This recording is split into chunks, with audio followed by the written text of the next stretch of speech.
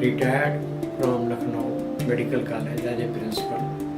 I am a resident of Chandigarh, now working in Apollo Clinic Sector 8, Chandigarh as a ENT Consultant.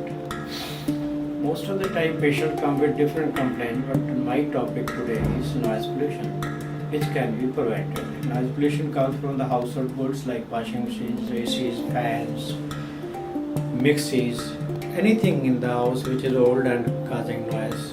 It comes from the industrial workers. It comes from the roadside vehicles, old vehicles, pressure horns, normal horns for a long time. It comes from the religious places also, which has loudspeakers, which we can prevent night, any functions, marriage function, religious function can contribute. Noise pollution manifests in the form of the behavior changes in the patients, sleep disturbances, concentration, and it is a concentration mainly in the children can be affected, which affect the studies also. Irritation among the family members with the loud noise can lead to fighting also.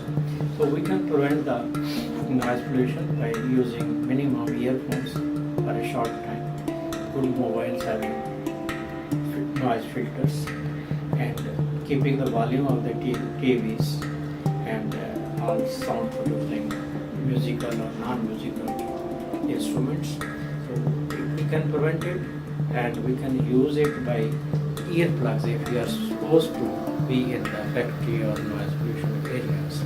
To give the rest to the ears, 5 days a week in the industries already in force, so that Saturday, Sunday you are off and your hearing mechanism comes to the normal after some time.